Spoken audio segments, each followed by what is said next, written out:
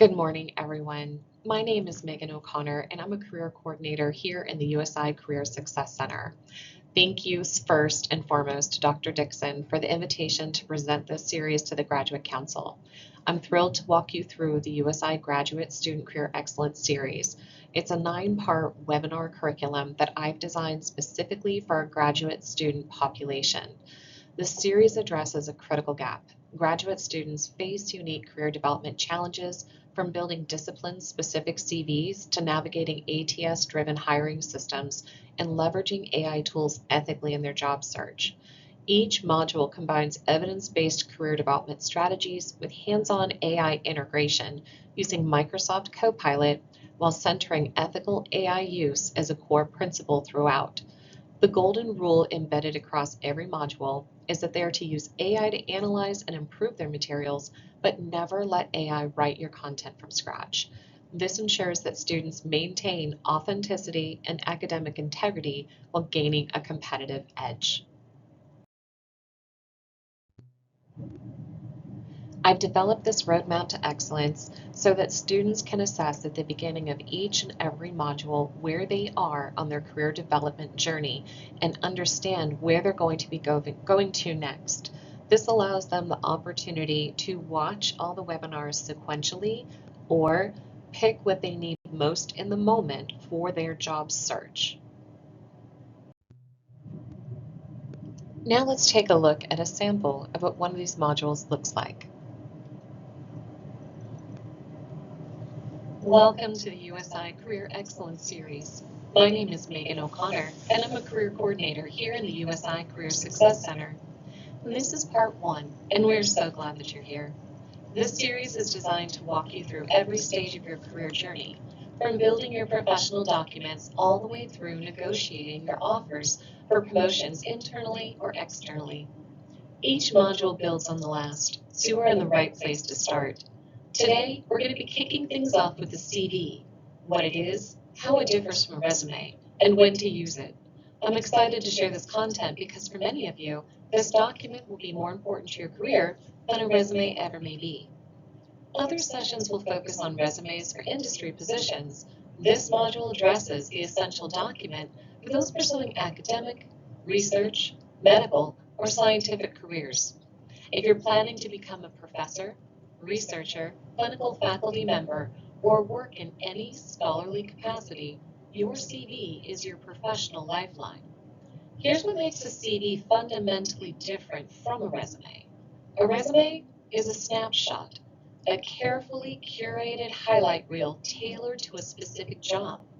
A CV is your complete scholarly biography. It's a living document that grows with you throughout your entire academic career. The CV you start today as a graduate student will follow you through postdoctoral positions, assistant professorships, tenure review, and beyond.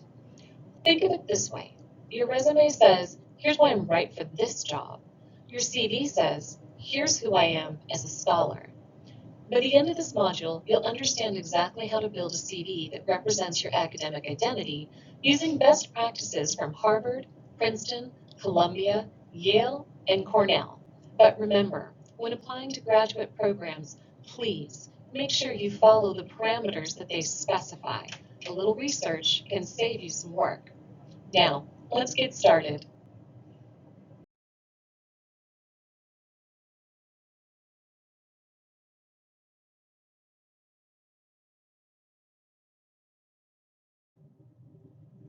Welcome to the USI Career Excellence Series.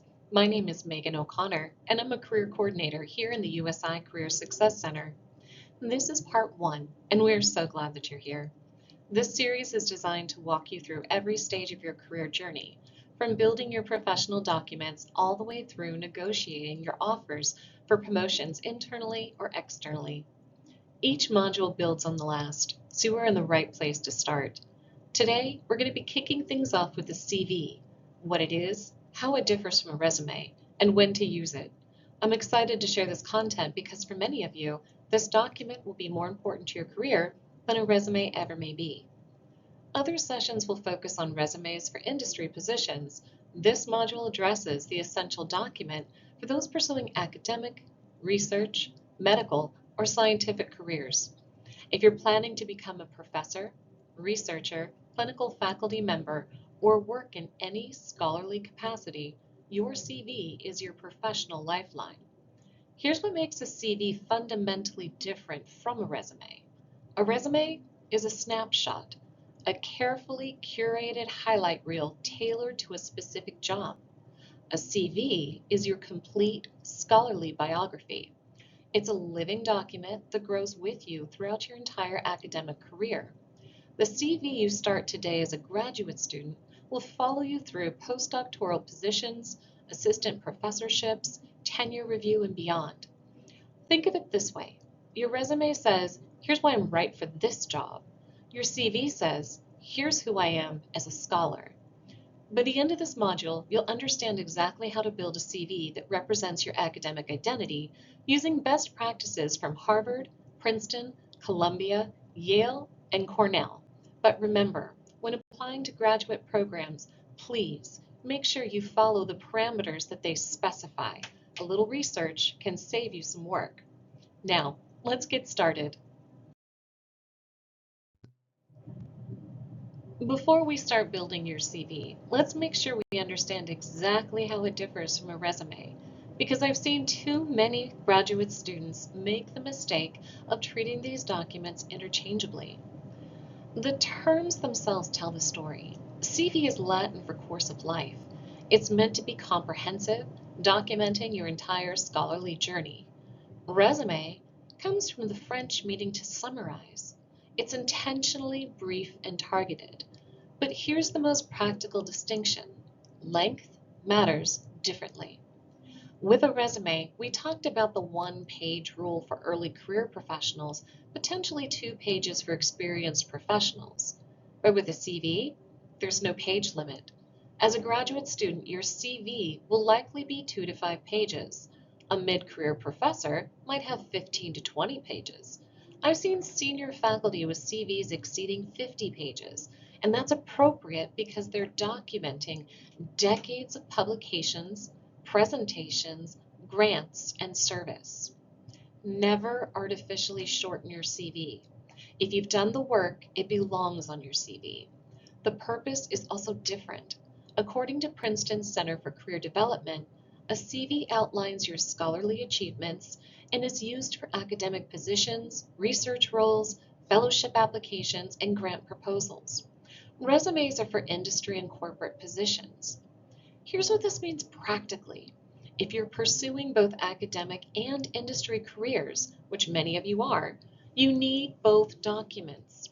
Your CV for faculty positions and postdocs, your resume for corporate roles. They are not interchangeable. As Harvard's Career Success Center states, your CV represents your accomplishments and experience as an academic and helps to establish your professional image. This is your scholarly identity on paper. Treat it with the seriousness and accuracy it deserves. Now, let's start building your CV section by section using the framework recommended by Harvard, Princeton, Columbia, and Yale. I'm going to walk you through each section and tell you exactly what to include. Contact information comes first. Your name prominently displayed, followed by your institutional address, phone, professional email, and if you have them, your professional website or LinkedIn URL. Use your university email, not a personal account like drfutureprofessor@gmail.com. This looks less professional than your .edu address. Education is next, and this is where you differ from undergraduates. List your degrees in reverse chronological order. Your current graduate program first, then previous degrees. For each degree, include the institution, expected or actual graduation date, your dissertation or thesis title, and your advisor's name. The advisor matters in academia. It signals your scholarly lineage.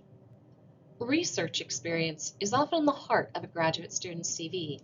For each position, include your title, the institution, dates, your principal investigator or supervisor, and a brief description of the project. Use action verbs like designed mixed method study examining or analyze longitudinal data from. Publications require careful attention. Use the citation format standard in your discipline, APA for social sciences, MLA for humanities, AMA for medical fields. You can organize this section into subcategories: peer-reviewed articles, book chapters, reports, and manuscripts under review or in preparation.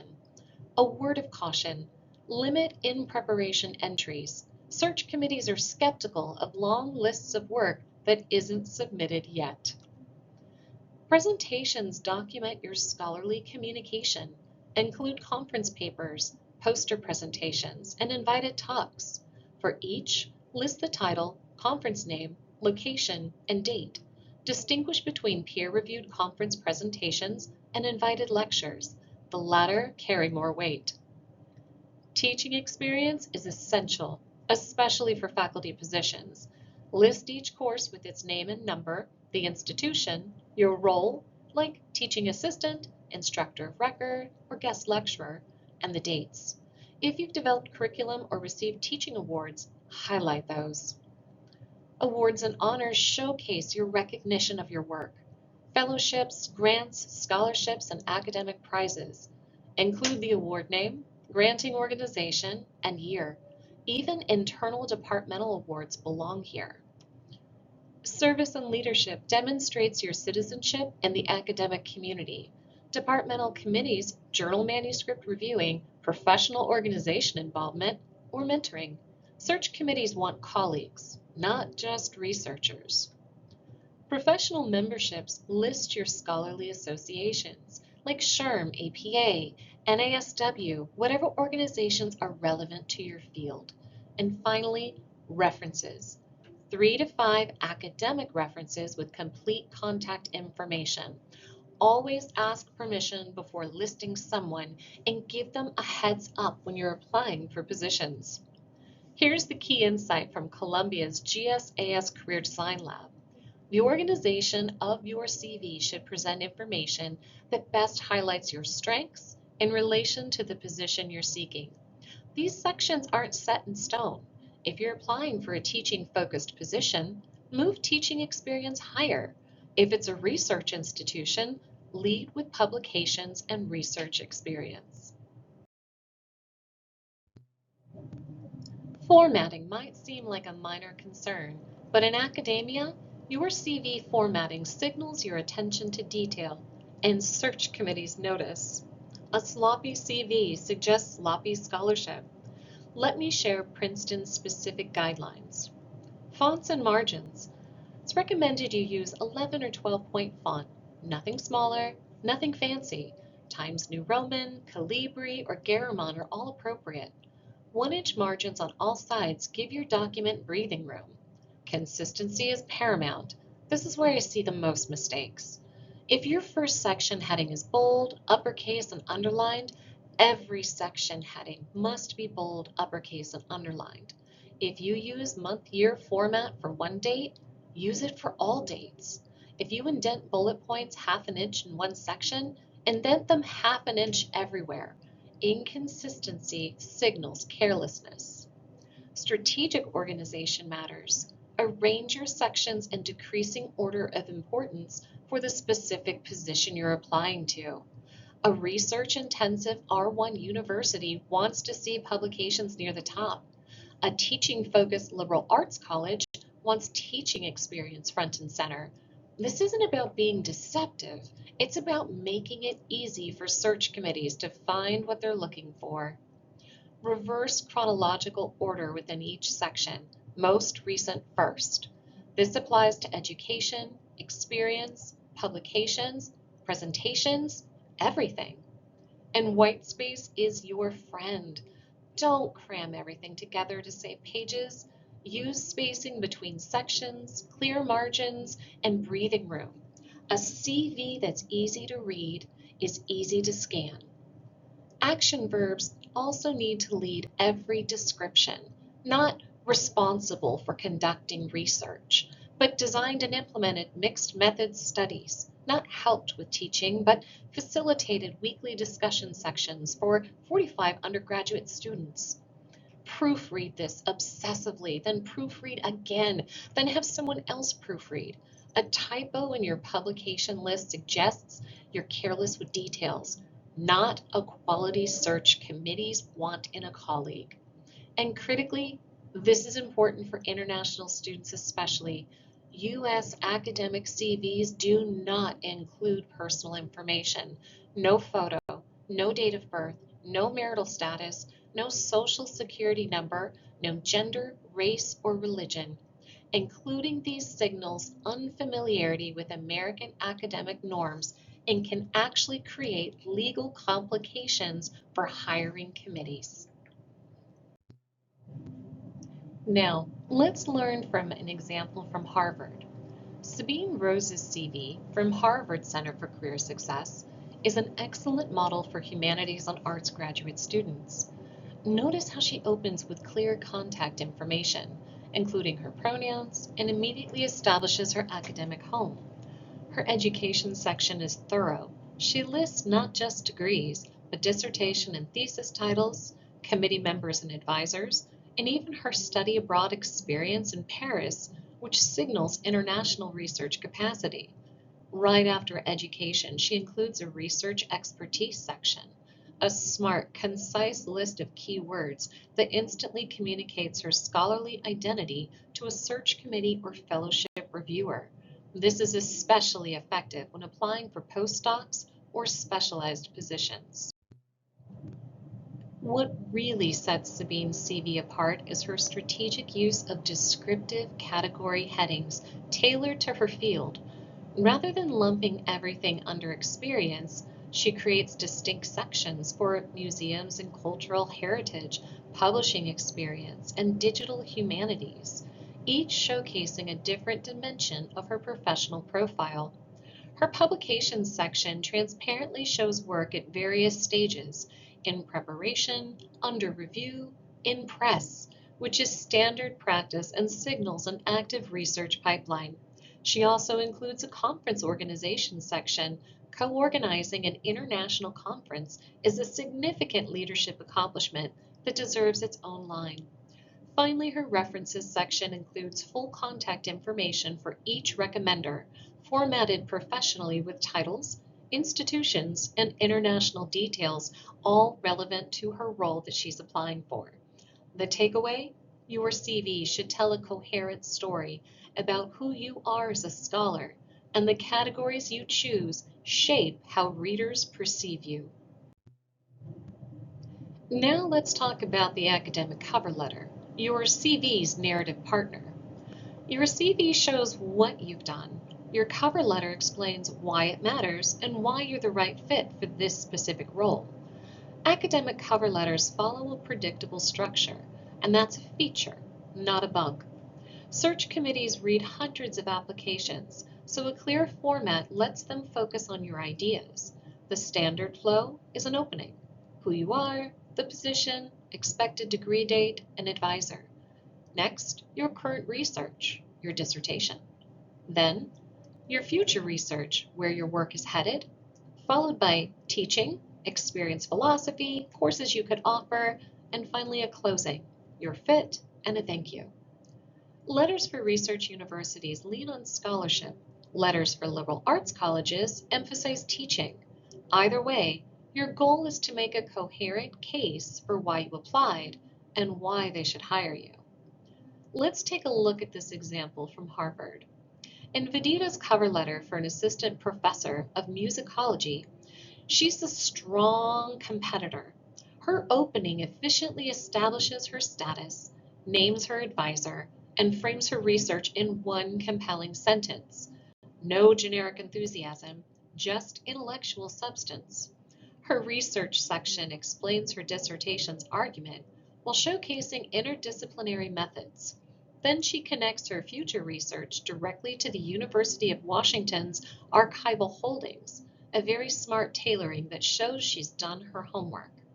Her teaching section avoids vague claims by offering concrete examples, comparing the singability of two songs, conducting Beethoven from a recording, creating play-by-play podcasts in the style of sports commentary.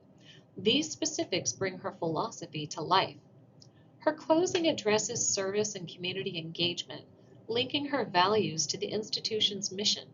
Throughout, she's confident but not arrogant, detailed but not exhaustive, and clearly writing for this position, not sending a template. That's the goal. Now let's talk about how CV expectations vary by field, because a nursing CV looks different from a social work CV, which looks different from an education CV. For healthcare students, your CV should prominently feature clinical experience, certifications and licensure, continuing education credits, and quality improvement projects. If you've participated in evidence-based practice initiatives, include those. Clinical faculty positions want to see that you can bridge scholarship and practice. For social work students, field placements are crucial. Document them thoroughly, including clinical hours accumulated, specialized populations you've served, and evidence-based interventions you've used. Community engagement and advocacy work also belong on a social work CV in ways they might not for other disciplines. For education students, teaching experience takes center stage, but go beyond just listing courses. Include your teaching philosophy development, curriculum you've designed, assessments you've created, and any student outcome data you can ethically share. If you've supervised student teachers or mentored new instructors, that's valuable. For public administration and criminal justice students, policy analysis, program evaluation, and grant management experience are gold. Public service experience, even if it's not traditionally academic, demonstrates your commitment to the field. Include any legislative testimony, policy briefs, or government reports you've contributed to. For business administration students, here's where it gets nuanced. Most business and healthcare administration positions, you'll use a resume, not a CV.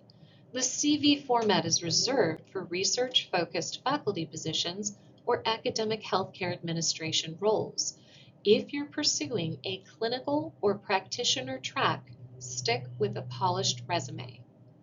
The key principle from Yale's Office of Career Strategy is always adapt your CV to align with the specific position requirements. Read the job posting carefully. What do they emphasize?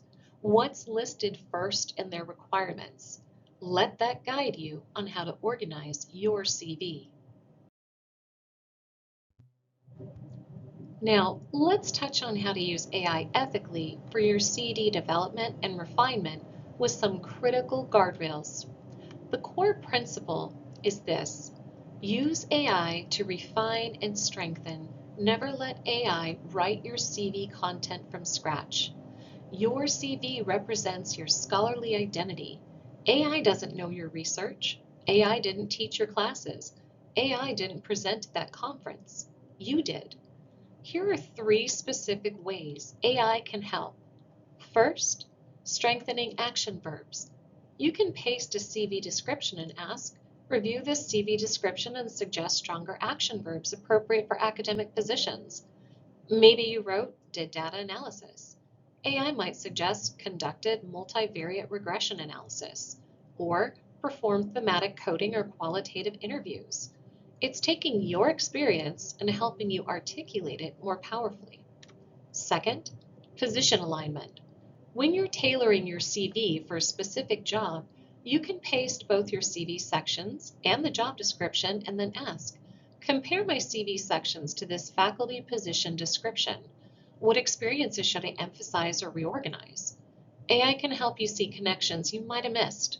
Your grant writing experience aligns with their emphasis on securing external funding. Third, clarity checks. Academic writing can become jargon heavy. Ask AI, review this research description for clarity. Would a faculty search committee outside my specific subfield understand the significance of this work?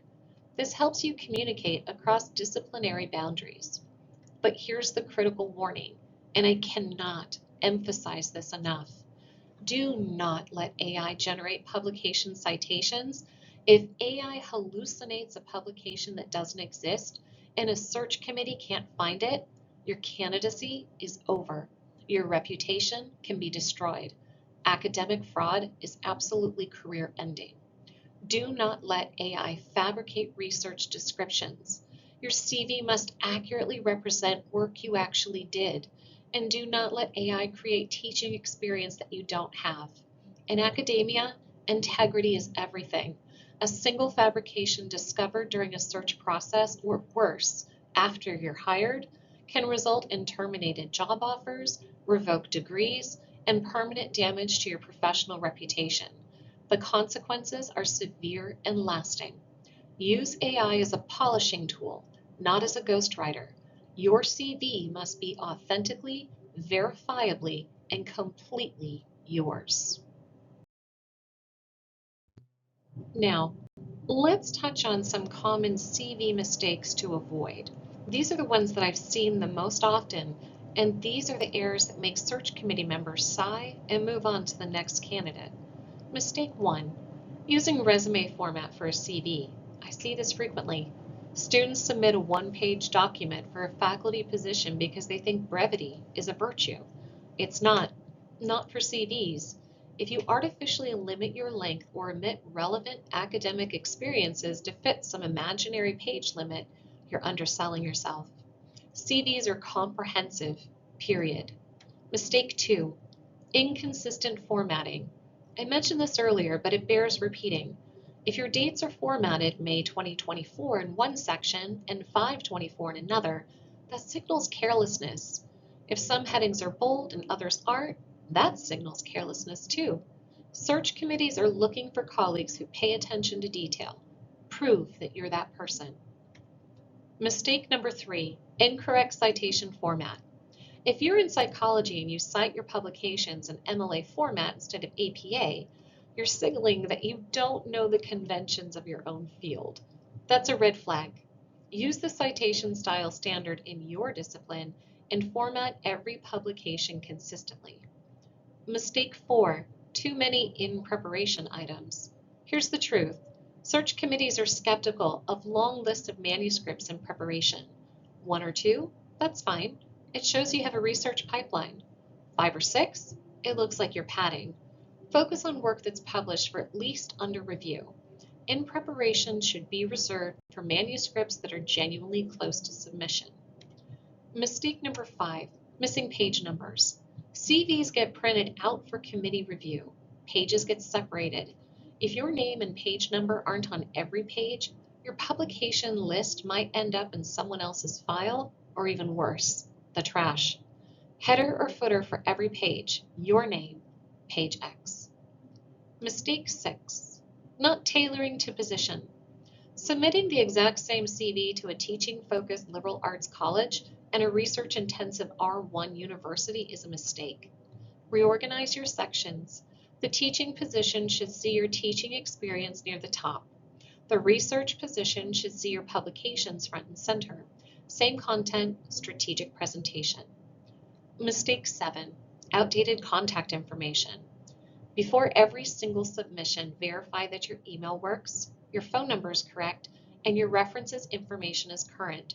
I've seen candidates miss interviews because their phone number had changed and they forgot to update their CV.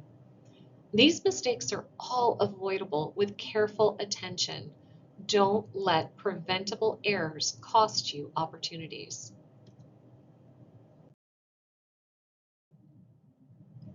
Now, let's wrap up with your action plan and resources, because I want you to leave this session ready to build your CV this week. Your campus resource is the USI Career Success Center. We're located at Orr Center Room 1051. You can call us and schedule a CV review appointment through Career Launch. We do in-person and virtual appointments. We review CVs all the time, so bring us your draft and we'll help you refine it. We also have some Ivy League resources that are available online for free. I've listed the CV guides from Harvard, Princeton, Columbia, Yale, and Cornell on this slide. These are the same resources their graduate students use. Bookmark them, reference them. They include sample CVs from different disciplines that you can use as models. Here's your 7-day CV development action plan. On days 1 and 2, take inventory. Before you write anything, make a comprehensive list of everything you've done academically. Every research project, every course you've TA'd, every conference presentation, every publication, even if it's just a newsletter article, every award, every committee, get it all down in one place. This is your raw material. For day 3, study the examples. Find 3 to 5 CVs from people in your discipline. Look at faculty websites in your field. Most professors post their CVs publicly. Look at the sample CVs in the Ivy League guides. Notice how they're organized. Notice what sections they include. Notice how they describe research and teaching. On days 4 and 5, craft your CV. Using the framework we discussed today, build your CV. Don't worry about perfection on the first draft. Just get the content down. You can refine formatting later. On day 6, get feedback. Share your draft with your faculty advisor, your thesis committee chair, or a mentor in your field. They know what search committees in your discipline look for, and their feedback is invaluable. On day 7, schedule a Career Success Center appointment. Bring your revised draft to us. We'll give you another set of eyes and help you polish it for a submission. Here's your key takeaway. Your CV is a living document. It represents your scholarly identity, and it will grow with you throughout your entire academic career. The CV you start today will be updated dozens, maybe hundreds of times over the coming years. Every publication, every presentation, every course you teach, every committee you serve on, it all goes on your CV. So start building it now. Update it every time you achieve something new. Keep a running document where you add accomplishments as they happen so you never forget anything.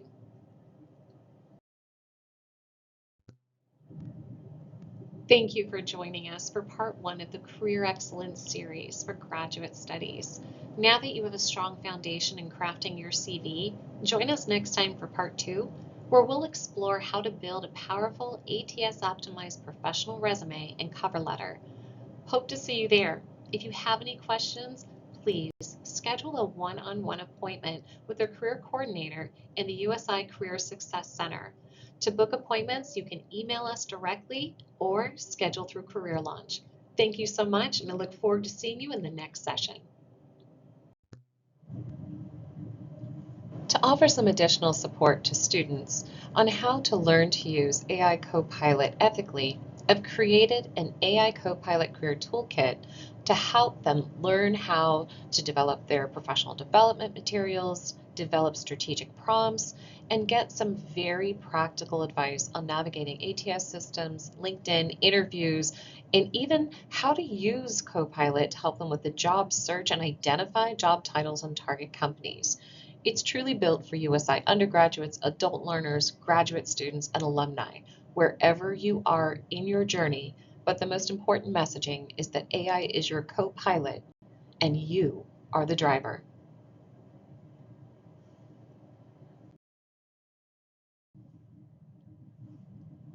Now, as we start off the series, we begin with part 1, creating an impactful CV. This opening module grounds graduate students in a fundamental distinction, the difference between a resume and a CV. Unlike a resume, which is limited to 1 to 2 pages and tailored to each industry application, a CV is a comprehensive academic record with no page limit that grows throughout one's career. It is used for academic, research, and medical positions. The module uses the Ivy League framework for CV structure, drawing on resources from Harvard, Princeton, Columbia, Yale, Cornell, and Brown Career Services. The 10 essential sections include contact information, education, research experience, publications, presentations, teaching experience, awards and honors, service and leadership, professional memberships, and references. Formatting best practices come from Princeton's Career Development Center, which include using 11 to 12 point font, 1-inch margins, reverse chronological order, and strong action verbs. AI is used to strengthen action verbs, align CV sections with specific position descriptions, and check research descriptions for clarity. The ethical emphasis is that AI refines academic language, but the scholarly identity and accomplishments belong entirely to the student.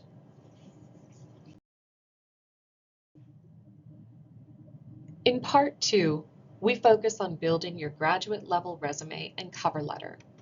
This module grounds students in the reality of modern hiring. Nearly 98% of Fortune 500 companies use applicant tracking systems, or ATS, to filter resumes before a human ever sees them. And recruiters then spend an average of just 6 to 7.4 seconds on an initial resume scan, and corporate job postings receive, on average, 250 applicants. Students learn a 6-section ATS-optimized resume structure and the STAR-K formula: situation, task, action, result, and keywords.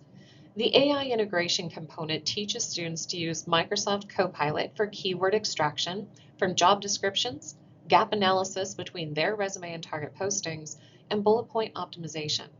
The cover letter component teaches the 3-paragraph framework answering why this role, what makes me a strong candidate, and what would I bring to the team. The ethical framework established here carries throughout the entire series. AI should be used to analyze and improve, but never to generate content from scratch. In part 3, we focus on LinkedIn optimization. This module addresses LinkedIn as a professional search engine. LinkedIn now has over 1.1 billion members worldwide, and the platform functions primarily as a recruiter search tool.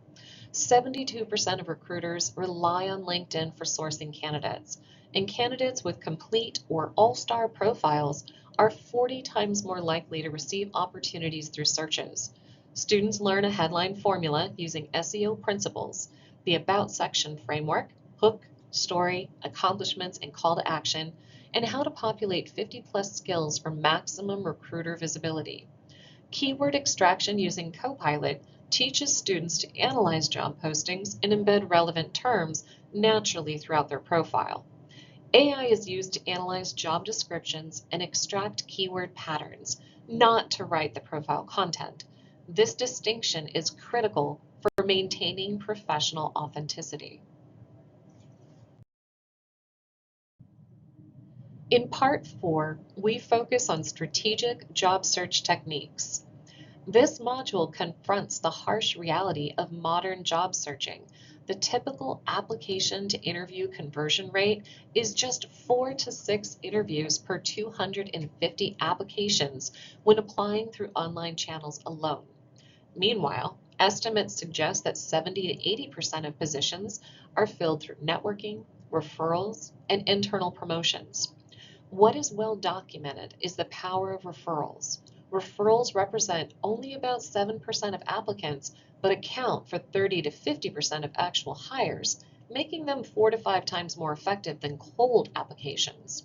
Students will learn the 4-step strategic search: define target roles, build a company list, research before applying, and apply strategically by finding referrals first. AI is positioned as a research accelerator for company intelligence and role identification. In part 5, we focus on professional networking. This module reframes networking from a transactional activity into a relationship building practice. Research consistently supports the value of professional networking. LinkedIn data indicates that roughly 85% of jobs are filled through networking, and approximately 70% are never even publicly posted. Students learn the informational interview framework, a 20 to 30-minute conversation to learn about someone's career path, not a job interview, the 30-second elevator pitch structure, and 7 common networking mistakes to avoid, including only networking when job searching and failing to follow up within 24 hours. USI's Alumni Mentor Match program, accessible through Career Launch, is also highlighted as a warm introduction resource with shared institutional connection.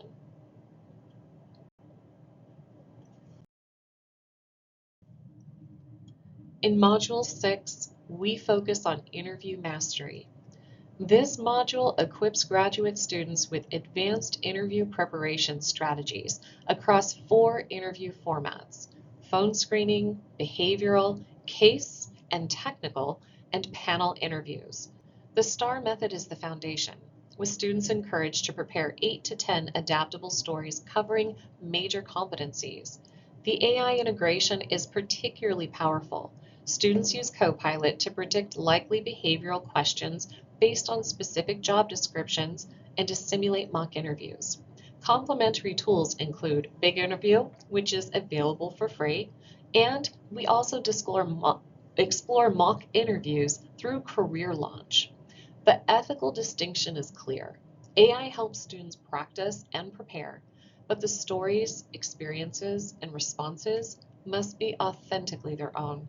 Students learn to articulate genuine competencies rather than generating fabricated examples.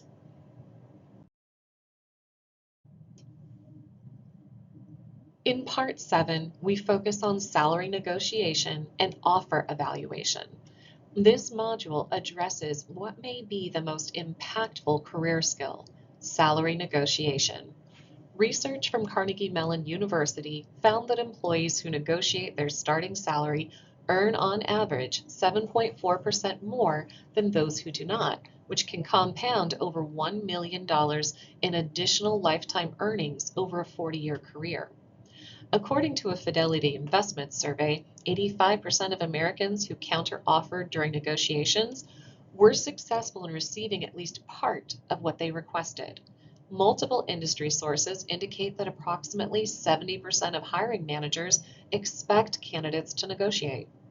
The gender gap in negotiation is also addressed. Students learn the 4-step framework, the total compensation evaluation model, and scripts for common negotiation scenarios. AI supports salary market research, as well as exploring the Stepping Blocks platform, but confidence truly comes from preparation and practice.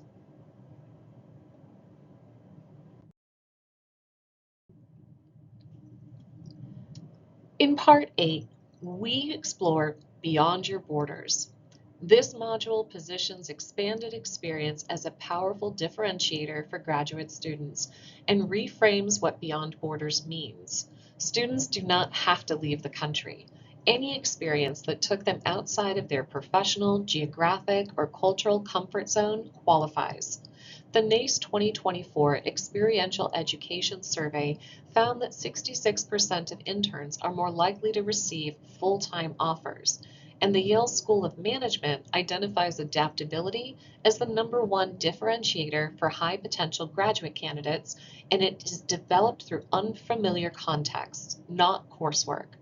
GMAC research shows that 77% of MBA graduates report salary increases when leveraging cross-sector experience.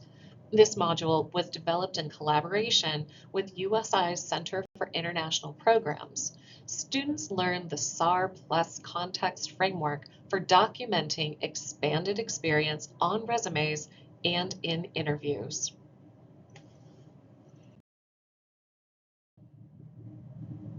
And finally, in Part 9, we focus on Your Degree, Your Moment. This is our series finale.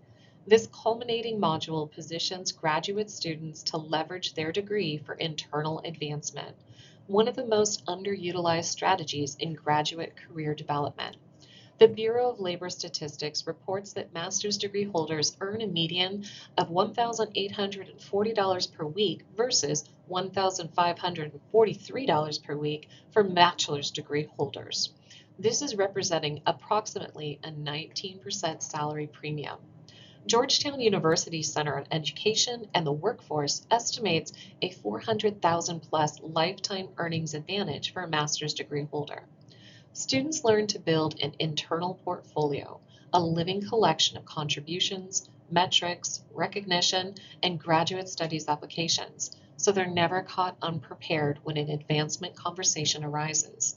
This module also addresses succession planning language, the 5-step advancement conversation framework, and salary and title negotiation using market data from BLS and Stepping Blocks, as well as LinkedIn Salary Insights.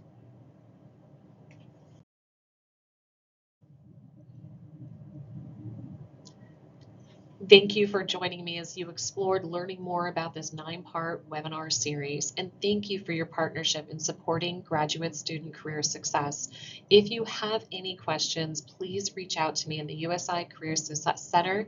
I'd be happy to meet with you individually or in a group setting to answer any additional questions or concerns you might have. Thank you for all you do here at USI, and I look forward to continuing this conversation.